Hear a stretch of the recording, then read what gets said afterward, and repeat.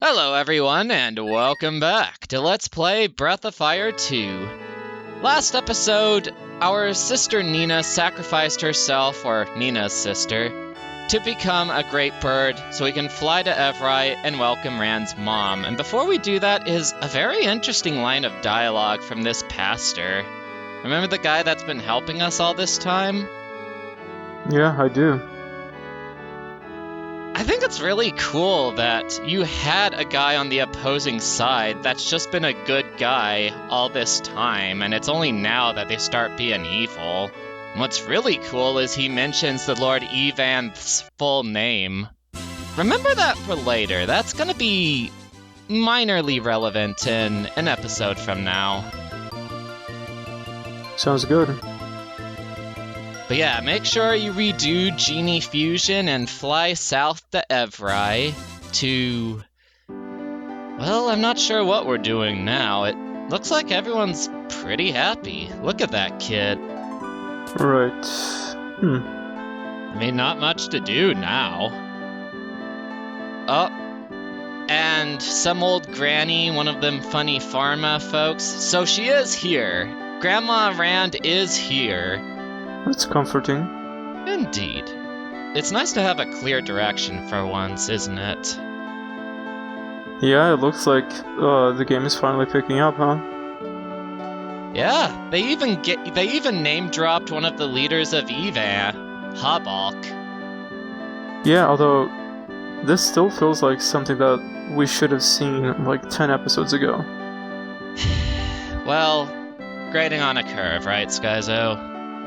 You could say that. So, really now is just a matter of whether or not Daisy is okay. I mean, she's alive, but is she okay? That's what we need to know. Anyways, if we try to go up, the cathedral will be locked, so try to leave after talking to Clarice, and yeah, we can't leave. And more to the point, everyone's gotten a lot weirder. Oh boy. Oh, so they're all possessed. Looks like it. They're all showing the blackest shade of black on the dragon's tier. Creepy. You know, one thing that I still really like about this game is the teardrop mechanic. It's still very cool. It is, isn't it? Yeah, it's like a shorthand for what the character thinks about, like, what's up with them. I think it's very, very nice. Indeed. It's especially helpful because you're communicating with sprites, which, like, unless you go really all out like Final Fantasy VI, is really hard to convey emotion through them. Yeah, absolutely. Unless you do, like, some animations, then I can see that. But it's a lot of work. Yeah, and, I think the game designers, something tells me they were overloaded already. Oh, absolutely. Also, why are we in the bathroom? This is a bathroom? Yep.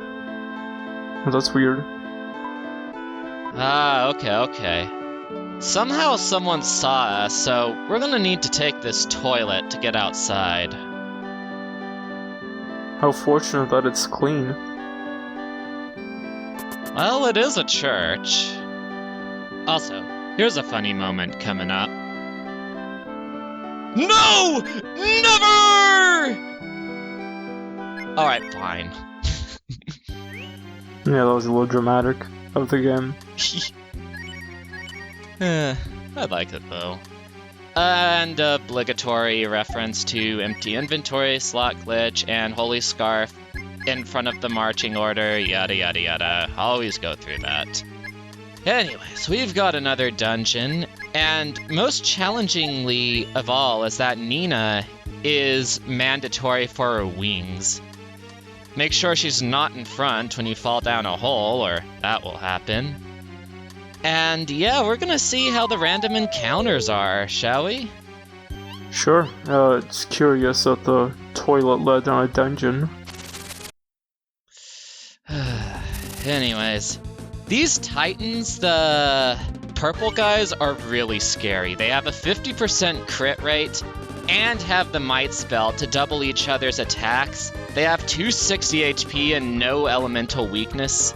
I mean, they are weak to debuffs, but they outspeed all your spellcasters except Dees, so we really don't want to mess with them. Armored Cancers aren't so bad, but they have Ice Blast, which can do over 100.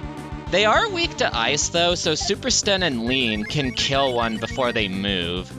But still, we want a better fight. And this is not one of them. Well, it can be, but they have 300 HP, and both of them cast Lightning, and they have average Vigor, too. If you are going to fight them, use a Whelp spell and a Fire Blast, and melee attacks from there, and you'll go through them just fine. These guys are not guys you want to fight. They have 1,000 HP, a 37.5% counterattack rate, Fire Breath. They're weak to ice, but yeah, do not fight.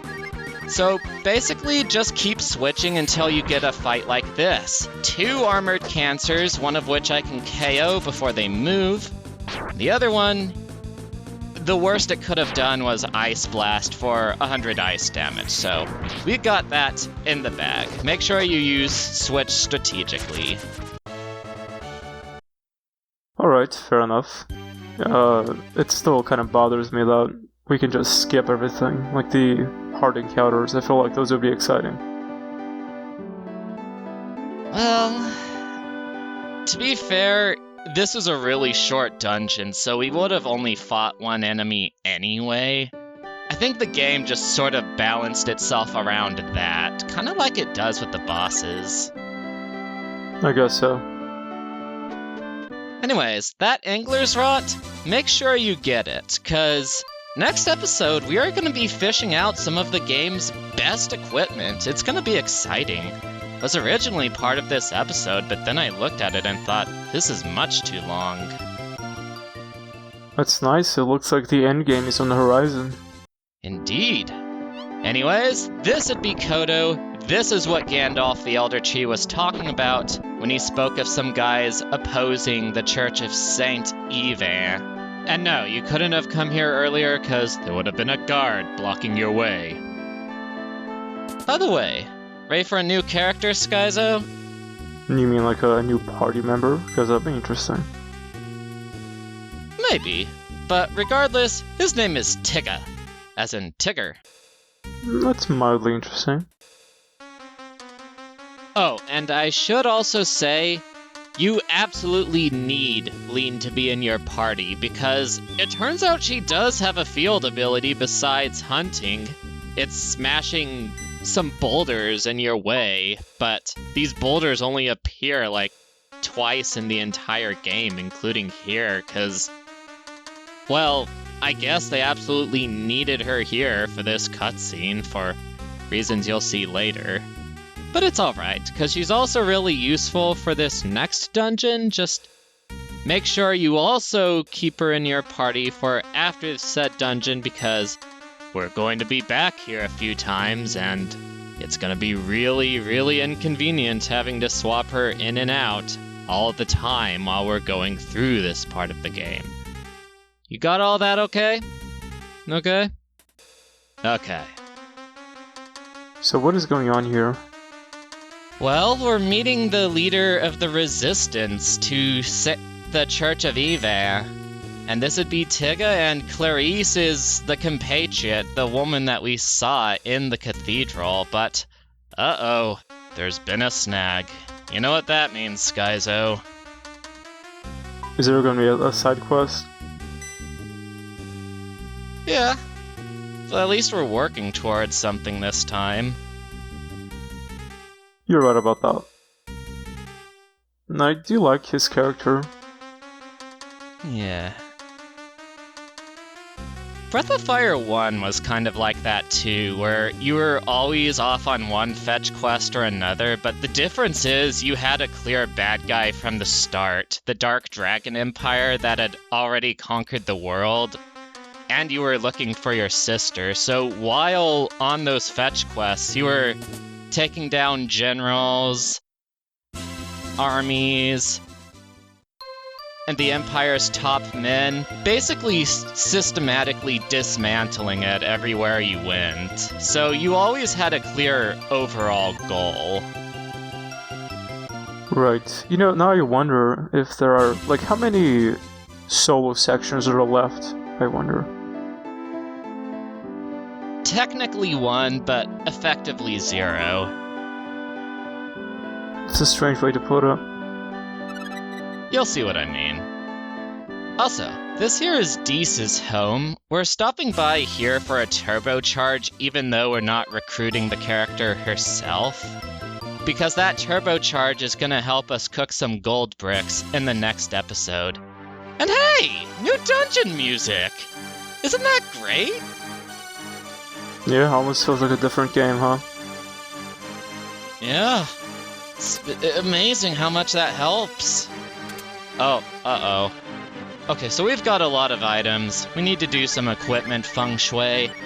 First of all, equip the Crimson Dirk. It's the Norse dagger, but with fire elementals, and you know how many enemies are weak to fire in this game. Oh yeah, absolutely. Yeah. Rest of the other stuff we can sell. And yeah, if you fall through those holes, you can just go right back up and try again. The treasure chest floor does not have monsters on it, only the floor below does. Weird. So, I guess I just fell through the floor without the hole. Through the floor, through the floor, through the floor.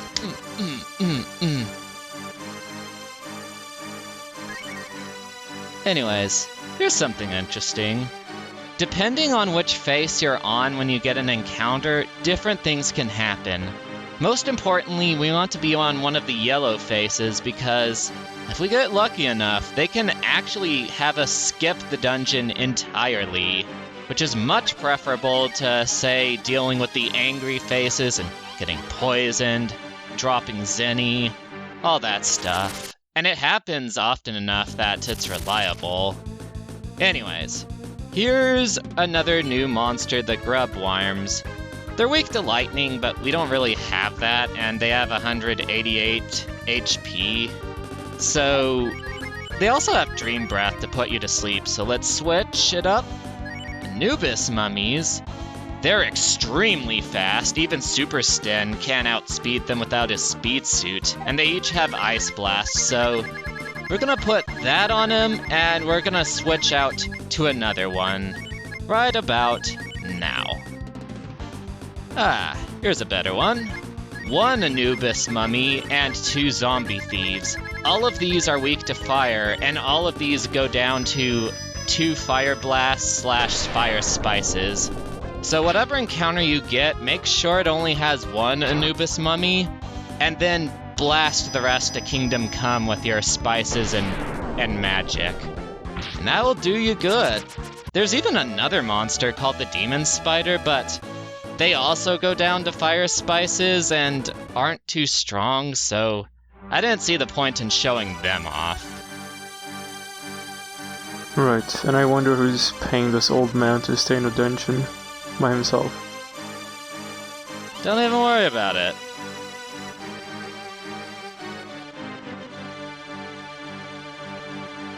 Hey, remember her, Skyzo? Yeah, she just keeps appearing and vanishing. Yep, Patty the Phantom Thief.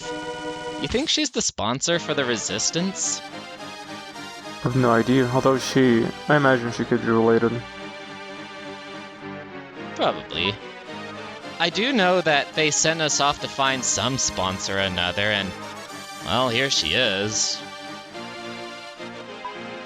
Oh, interesting.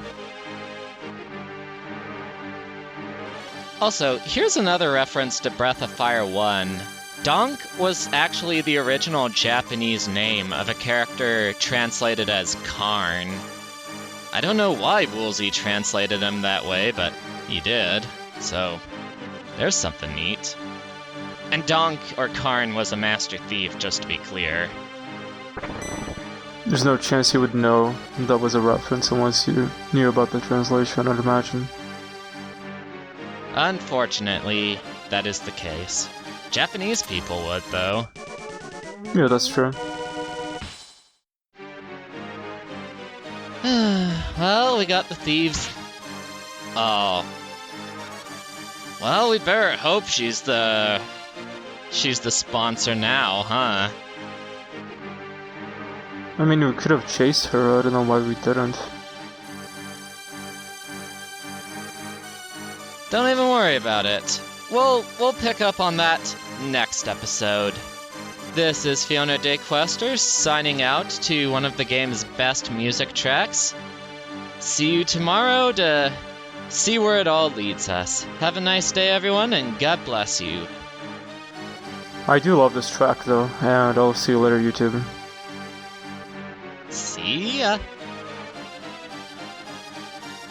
So what'd you think of that episode, Skyzo?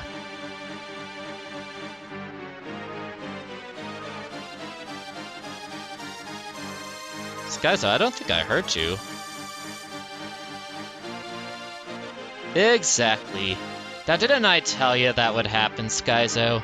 You just had to wait for a while for it to get good. That is true, but oh well. Can't change the past, can ya?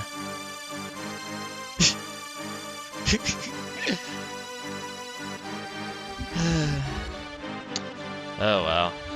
Anyways, thank you so much